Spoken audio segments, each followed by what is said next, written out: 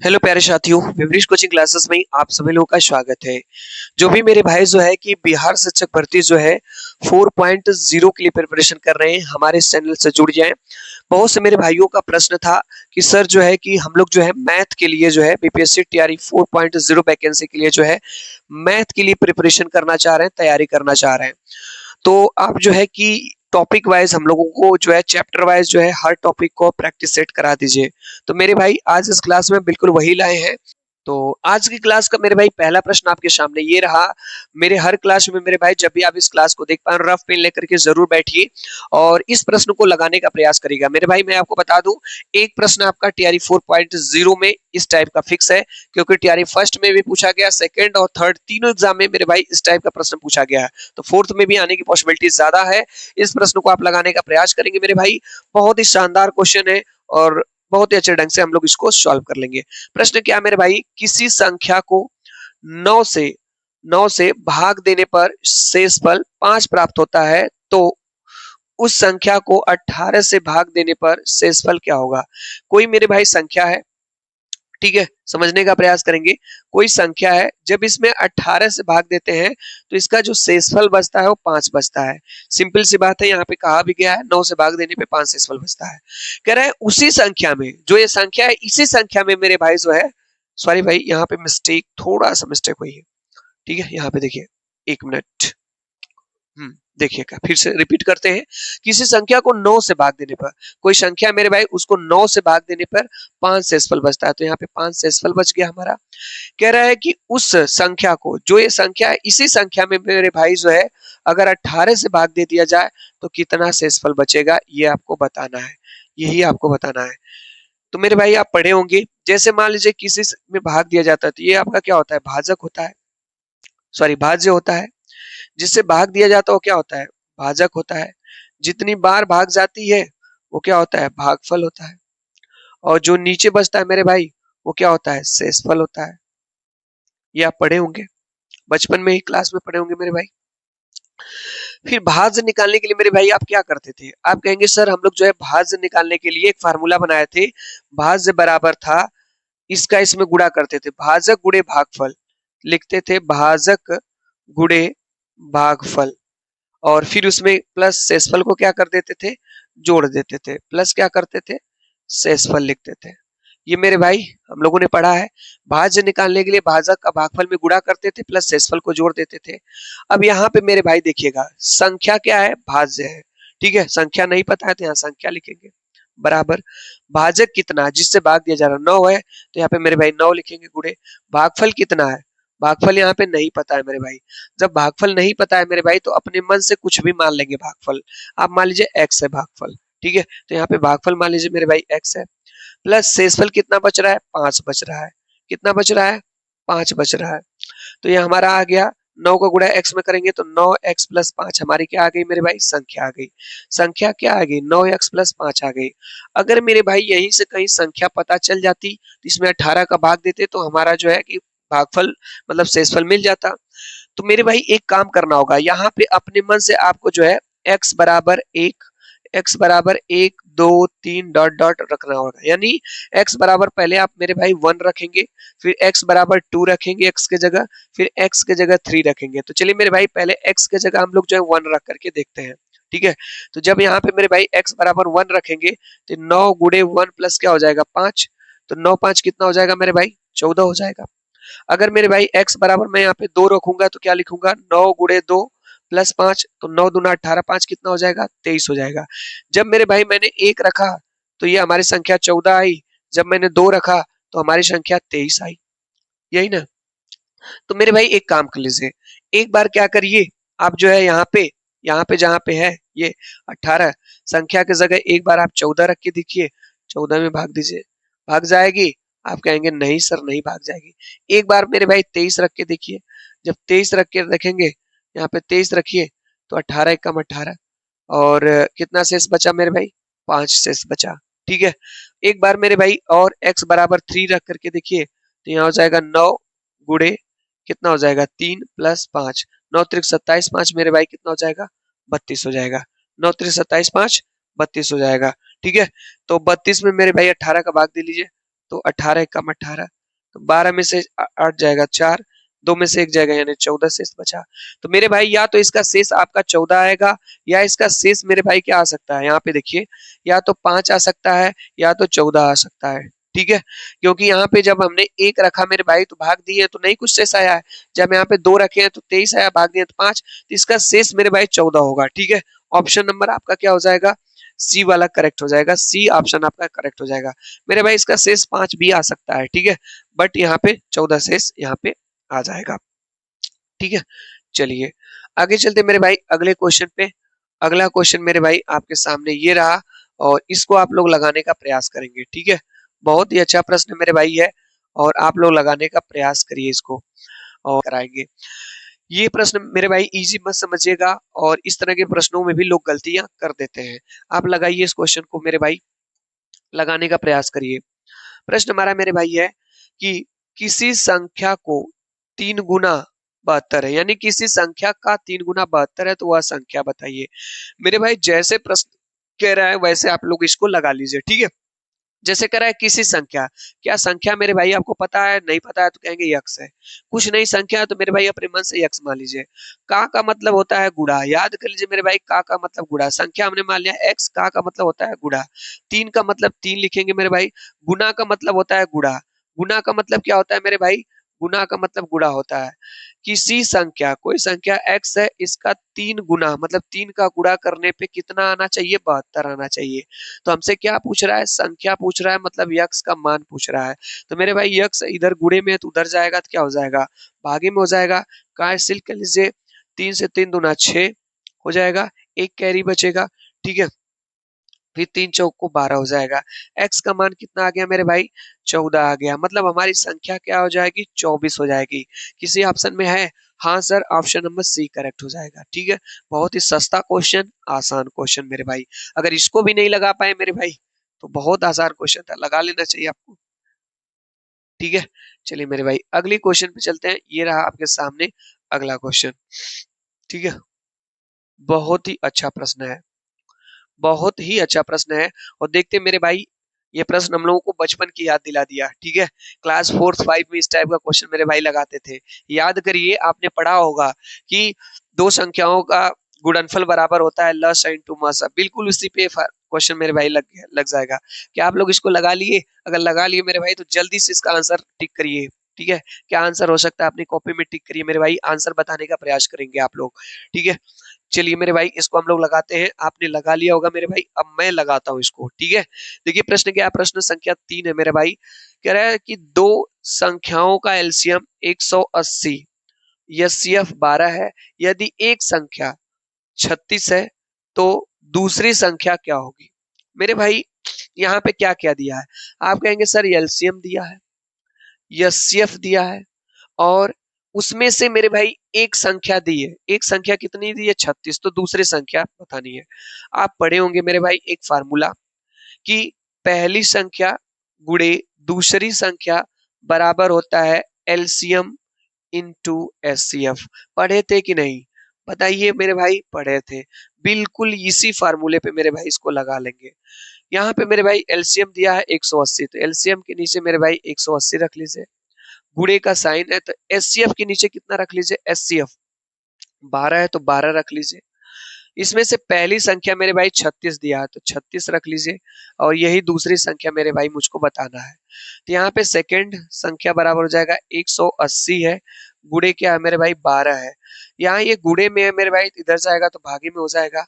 12 से 12 वन जा 12, मतलब 12 एकम 12, 12 तिहाई 36 हो जाएगा। 3 से मेरे भाई 3 छक 18 और ये 0 हो जाएगा। यानी हमारी सेकंड संख्या क्या आ गई मेरे भाई, 60 आ गई। क्या आ गई, 60 आ गई। क्या किसी आंसर में है मेरे भाई, हाँ सर बिल्कुल है। बहुत ही इजी क्वेश्चन मेरे भाई, इस तरह के प्रश्न मेरे भाई बीपीएससी तैयारी में पूछे गए हैं। आप सोच रहे होंगे कि ये प्रश्न, हाँ मेरे भाई ये सब प्रश्न आए हुए हैं। ठीक है, आगे चलते मेरे भाई अगले प्रश्न को देखते हैं। ये रहा मेरे भाई अगला प्रश्न। और बहुत से मेरे भाई अब तक क्लास छोड़ करके चले गए होंगे मेरे भाई, आप जा सकते हैं, कोई बात नहीं है। क्योंकि मैं आपको बता दूं, आप अभ्यास करना ही नहीं चाहते, आप ऐसे प्रश्नों का अभ्यास, गणित से बचना चाहते हैं, और गणित से जितना भी बचेंगे मेरे भाई आप गणित उतना ही पीछे पीछे आपको पकड़ेगी, ठीक है। तो गणित से बचना नहीं है, गणित को ज्यादा से ज्यादा प्रैक्टिस से ही आपको जो है इस पे आपकी पकड़ बनेगी। ये प्रश्न मेरे भाई जो आपका दिया गया है, और ये मैं आपको बता दूं VVI, वेरी वेरी इंपॉर्टेंट माई, वेरी वेरी इंपॉर्टेंट मेरे भाई, TRE 4.0 के लिए। इसके लिए TRE 4.0 के लिए। तो इस क्वेश्चन को मेरे भाई लगाने का प्रयास करेंगे आप लोग, और देखते हैं लगा पाते हैं कि नहीं। इसका मैं आपको एक ट्रिक बताऊंगा, एक क्वेश्चन मेरे भाई इससे डेफिनेटली आएगा। प्रश्न को पढ़ लेते मेरे भाई। कहा है कि यदि किसी संख्या को 7 से विभाजित करने पर शेष 4 प्राप्त होता है, तो उस संख्या के वर्ग को, किसको, वर्ग को 7 से भाग देने पर शेषफल क्या होगा। सेम वैसा ही प्रश्न मेरे भाई जैसा पीछे था यहाँ पे, ठीक है। प्रश्न क्या है मेरे भाई, किसी संख्या को, तो मेरे भाई कोई संख्या यहाँ पे आप लिख लीजिए, उस संख्या को 7 से भाग देने पर कितना शेष बचता है, 4 शेष बचता है। कोई संख्या है जिसमें 7 से भाग दिए तो 4 शेष बचा। यहां तक क्वेश्चन खत्म। आगे कह रहा है उसी संख्या में, उस संख्या मतलब उसी संख्या के वर्ग, तो ये जो संख्या है इसी का मेरे भाई क्या कर रहा है, वर्ग में कितने भाग देने पे, 7 का भाग देने पे कितना शेष बचेगा, ये प्रश्न है मेरे भाई, ठीक है। जब भी मेरे भाई इस तरह का प्रश्न आपके सामने आए, तो जो पहला शेष बचता है, जो पहला शेष बचता है इसी में इसका भाग दे दिया गया, जो यहाँ पे शेष बचता है इसी में दूसरे वाले भाजक से भाग दे लिया करिए। क्या दे लिया करिए, भाग। इसका मतलब मेरे भाई 4 में क्या भाग देना है, 7 का भाग देना है। फिर से मेरे भाई सुनिए, जब भी भाग देने की 2 बार प्रक्रिया की बात की जाएगी, जब भी इस तरह का प्रश्न बनेगा मेरे भाई, तो आप एक काम करिएगा कि दूसरे वाले के भाजक से जो नीचे शेष बचेगा बस इसी में भाग दे लीजिएगा, ठीक है। क्या दे लीजिएगा, भाग दे लीजिएगा। लेकिन मेरे भाई यहाँ पे तो ये कहा है कि संख्या का वर्ग है, तो जब मेरे भाई संख्या का वर्ग कहेगा, संख्या का क्यूब कहेगा, संख्या का x गुना कहेगा, तो जिस शेष जो रहेगा इसी का वर्ग करना होगा, मतलब इसके वर्ग में भाग देना होगा। तो 7 में मेरे भाई यहाँ 4 चौको 16 का भाग देंगे। अगर यहाँ प्रश्न में मेरे भाई कहता वर्ग, संख्या के वर्ग नहीं कहता, तब आप सिर्फ 4 में भाग देते, ठीक है। अगर संख्या का वर्ग नहीं कहता तो सिर्फ 4 का भाग देगा, देते, ठीक है। चलिए 7 का भाग दे लेंगे मेरे भाई, 2 बार जाएगा, 7 दूना 14, शेष कितना बचेगा मेरे भाई, 2। क्या बचेगा, 2 शेष। किसी ऑप्शन में है, हाँ सर इस वाले ऑप्शन में है, ठीक है, ऑप्शन नंबर बी करेक्ट हो जाएगा। फिर से मेरे भाई समझ लीजिए, जब भी भाग देने की 2 बार प्रोसेस में बात की जाएगी क्वेश्चन में, आप दूसरे वाले भाजक से इसके वाले शेषफल में भाग दे लीजिएगा। अगर कहेगा संख्या का वर्ग तो इसका शेषफल का वर्ग कर दीजिएगा, अगर क्यूब कहेगा तो इसी के क्यूब में भाग दीजिए, मतलब इसी का क्यूब करके वर्ग करके इसमें भाग दे दीजिएगा, आपका आंसर आ जाएगा, ठीक है। चलिए मेरे भाई आगे चलते हैं। हाँ ये प्रश्न है हमारे पास,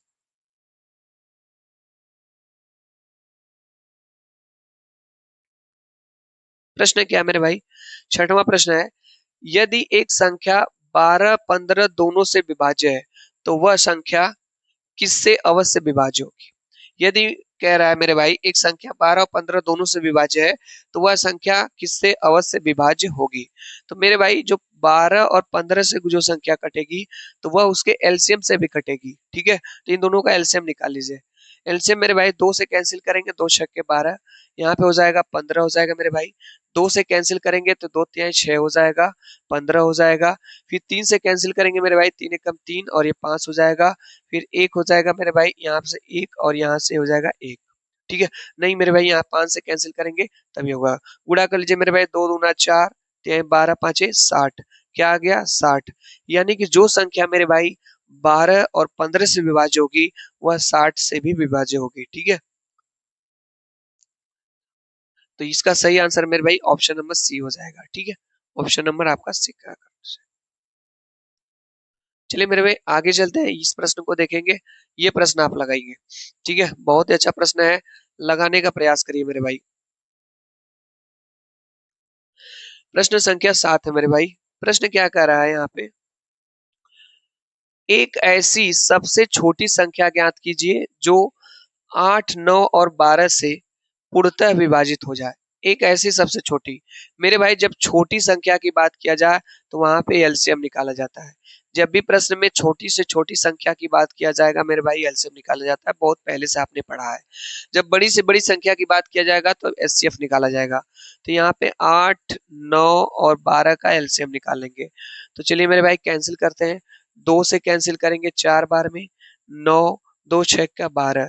फिर 2 से कैंसिल करेंगे मेरे भाई, 2 दूना 4, 9, 2 तिहाई 6। फिर 2 से कैंसिल करेंगे मेरे भाई 1, 9, यहाँ पे 3। फिर मेरे भाई 3 से कैंसिल करेंगे 1, 3, फिर 1। फिर 3 से कैंसिल करेंगे मेरे भाई 1, 1, 1 आ जाएगा। ठीक है, तो ये गुणा कर लीजिए मेरे भाई। आप गुणा करेंगे तो 2 दूना 4, दूना 8, त्रिके 24, 24 गुणे 3 मेरे भाई कर लीजिए। 24 गुणे 3, 4 3 12, 3 दूना 6 1 7, 72 आ जाएगा मेरे भाई, जो कि ऑप्शन नंबर ए में दिया है। ये हो जाएगी सबसे छोटी संख्या। ठीक है, इस तरह से हम लोग इसको लगा लेंगे। चलिए मेरे भाई अगला प्रश्न आपके सामने है। नेक्स्ट 8वां प्रश्न आपके सामने ये रहा। इसको आप लोग लगाने का प्रयास करेंगे मेरे भाई।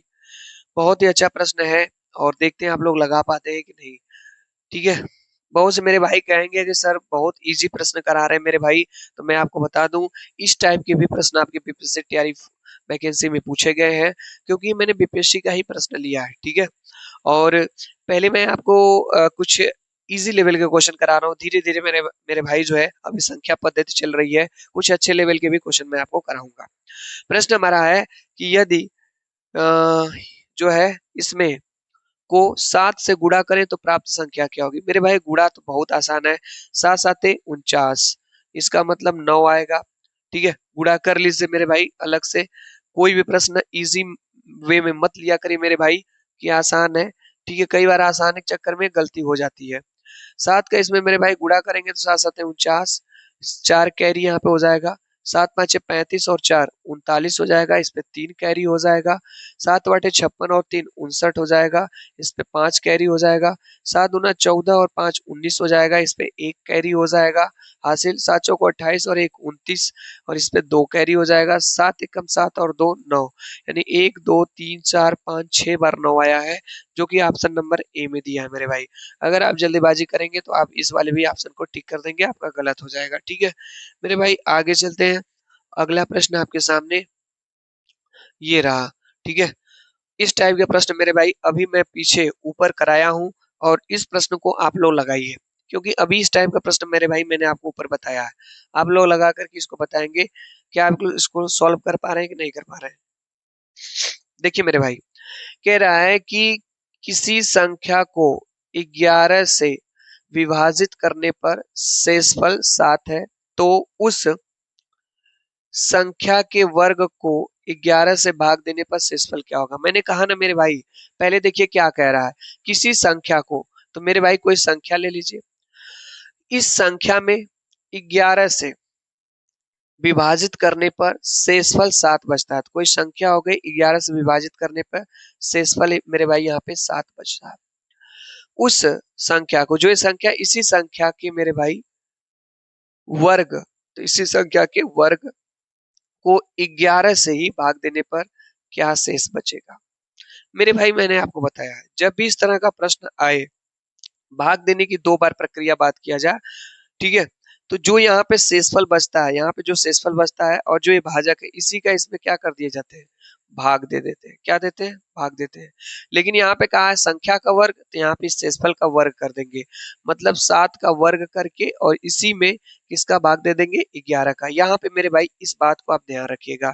ठीक है, 11 का भाग दे लेते हैं तो 7 का स्क्वायर 49 हो जाएगा। 49 में 11 का भाग देंगे मेरे भाई, 11 चौक 44 और यहाँ से बच जाएगा मेरे भाई शेषफल कितना बच जाएगा, 5 बच जाएगा। तो 5 है आंसर में। हाँ सर, यहाँ पे हमारा है ऑप्शन नंबर सी सही हो जाएगा। ठीक है, बढ़िया क्वेश्चन था, क्वेश्चन नंबर 9 हो जाएगा। आगे चलते मेरे भाई क्वेश्चन नंबर 10 और क्लास का अंतिम क्वेश्चन है। ठीक है, क्लास का मेरे भाई अंतिम क्वेश्चन है, इसको आप लोग लगाने का प्रयास करेंगे और बताएंगे क्या आंसर होगा। बहुत ही शानदार और गजब का क्वेश्चन है। इस टाइप का भी प्रश्न मेरे भाई टीआरई 2.0 में पूछा गया था। प्रश्न क्या है मेरे भाई, क्वेश्चन नंबर 10, यदि 3 क्रमागत विषम संख्याओं का योग 123 है तो मध्य संख्या क्या होगी? मेरे भाई एक चीज समझिएगा आप लोग, जैसे कहीं पे अगर सम संख्या मैं लिख रहा हूं तो सबसे छोटी सम संख्या क्या होती है? 2, फिर 4, फिर 6, फिर 8 डॉट डॉट डॉट ऐसे अनंत तक। मेरे भाई जब मैं विषम संख्या की बात करता हूं तो जो सबसे छोटी विषम संख्या होती है 1, 3, 5, 7, 9 डॉट डॉट डॉट 11। एक बात मेरे भाई आप नोटिस किए होंगे, ध्यान दिए होंगे कि इनके बीच जो जो दूसरी संख्या आ रही है दो जोड़ने पे आती है। जैसे विषम संख्या पहली क्या है? 1, इसमें 2 जोड़ा तो 3 आया, फिर 3 में 2 5, 5 2 7, 7 2 9, यानी +2 2 करके आ रही है। ठीक है, अगली संख्या इसी तरीके से 2 है तो 2 2 4, 2 6, 2 8। यानी जब हम देख रहे हैं कि सम संख्या और विषम संख्या की अगली संख्या लाने के लिए +2 किया जा रहा है, तो मेरे भाई यहाँ पे क्या रहा है? 3 क्रमागत। क्रमागत का मेरे भाई मतलब होता है लगातार। ठीक है, जैसे लगातार का मतलब 1, 3, 5, 7 ऐसे, ये नहीं कि गैपिंग करके। तो मेरे भाई जैसे यहाँ पे आप अपने मन से जो है क्रमागत संख्या मान लेंगे। मान लीजिए आप मेरे भाई पहली जो क्रमागत संख्या है, पहली क्रमागत संख्या यक्स है। पहली जो क्रमागत जो है विषम संख्या, ये विषम संख्या आपकी यक्स है। तो दूसरी क्या होगी? मेरे भाई मैंने आपको बताया पहली विषम संख्या आपने यक्स माना तो दूसरी आगे की निकालनी है तो +2 करेंगे। जैसे हमने यहाँ पे पहली क्रमागत संख्या मान ली है एक्स, ठीक है, विषम संख्या हमने जो पहली क्रमागत विषम संख्या हमने एक्स मान ली है, तो दूसरी मतलब उसके आगे की क्रमागत संख्या निकालने के लिए दो जोड़ेंगे। अभी हमने आपको बताया जैसे सम या विषम संख्या में से कोई भी संख्या उसके अगली आगे की निकालने के लिए उसमें दो जोड़ा जाता है। तो अगला क्या हो जाएगा मेरे भाई? x+2 हो जाएगा। इसके अगली क्या हो जाएगी? तो x+2 में क्या हो जाएगा? x+4 हो जाएगा। दो और जोड़ देंगे, जैसे एक में दो और जोड़े थे 3 हुआ, 3 में दो और जोड़े थे 5 हुआ, 5 में दो और जोड़े थे 7 हुआ। इसी तरह x है, x में दो और जोड़े थे x+2 हुआ, इसमें दो और जोड़े थे x+4 हुआ। ठीक है, फिर कह रहा है कि इनका जो संख्याओं का योग है, योग मतलब मेरे भाई जोड़, योग मतलब क्या करा है? जोड़ लीजिए, जोड़ दीजिए। जोड़ने पे मेरे भाई 123 हो जा रहा है। क्या हो जा रहा है? 123। जोड़ लीजिए, एक गो एक्स, दो गो एक्स, तीन मतलब 3x प्लस 4 और 2 मिलकर के 6 बराबर 123 हो जाएगा। ठीक है, तो 3x बराबर हो जाएगा 123 माइनस 6। 123 में से 6 घटा दीजिए मेरे भाई, तो कितना हो जाएगा? 13 में से 6 जाएगा तो मेरे भाई 7। ठीक है, 117 हो जाएगा। और जब मेरे भाई यहाँ से जो है यहाँ पे देख लेते हैं, 3x बराबर क्या हो गया? 117 हो गया। तो x बराबर हो जाएगा 117, ये 3 इधर गुणे में तो इधर भागे में हो जाएगा, 3 त्रिके 9 हो जाएगा, 2 से 3 नवा 27 हो जाएगा। ठीक है, 3 त्रिके 9, सॉरी मेरे भाई, 3 त्रिके 9 हो जाएगा, 2 शेष बचेगा, फिर 3 नवा 27 यानी 39 हो गई। पहली जो हमारी संख्या हो गई मेरे भाई, यहाँ पे x माने तो 39 हो जाएगी। दूसरी दो और जोड़ दीजिए तो 41, तीसरी हो जाएगी, ठीक है मेरे भाई, 41। यक्स की जगह क्या रखे? यक्स की जगह हम लोगों ने 39 रखा, 39 और 4 43 हो जाएगी। ठीक है, तो हमें दूसरी वाली बतानी थी मेरे भाई, दूसरी नहीं, यहाँ पे मध्य बतानी थी। मध्य मतलब जो बीच में हो, तो एक और इसके बीच में तो यही है 41। ये वाला ऑप्शन आपका सही हो जाएगा, ऑप्शन नंबर बी करेक्ट हो जाएगा। तो मेरे भाई मैंने आपको ये 10 प्रश्न कराए जो संख्या पद्धति के थे, अभी हमने स्टार्टिंग की, और लगभग मेरे भाई 40 से 50 प्रश्न हम आपको हर चैप्टर में कराएंगे। अगर मेरे भाई इतना अभ्यास आप करते हैं तो डेफिनेटली अगर क्वेश्चन आएगा तो आप आसानी से एग्जाम में कर सकते हैं। बाकी मेरे भाई और भी अभ्यास आप कर सकते हैं, और भी बुक से आप ज्यादा से ज्यादा अभ्यास कर सकते हैं, लेकिन आप खुद एक चीज का एनालिसिस जरूर करिए कि थोड़ा पेपर उठा करके जो है टीआरई फर्स्ट सेकंड थर्ड का देखिए ना, कि संख्या पद्धति से जो क्वेश्चन पूछे गए ये किस टाइप के प्रश्न पूछे गए। क्या एक ही टाइप के प्रश्न टीआरई फर्स्ट सेकंड थर्ड में पूछे गए? आपको खुद मेरे भाई वहां से एनालिसिस करने के बाद आपको पता चल जाएगा कि किस टाइप के प्रश्न पूछे जा रहे हैं और किस टाइप के प्रश्नों का आपको अभ्यास करना चाहिए। तो मेरे भाई अगर जो है आप मेरे इस चैनल विमलेश कोचिंग क्लासेस को सब्सक्राइब नहीं किया मेरे भाई, चैनल को सब्सक्राइब करके आप चैनल से जुड़ जाइए, यदि यह क्लास मेरे भाई आपको थोड़ी सी भी अच्छी लगी हो। ठीक है, तो वीडियो को लाइक कर लीजिए मेरे भाई और चैनल को सब्सक्राइब कर लीजिए। क्लास देखने के लिए आप लोगों का बहुत बहुत धन्यवाद।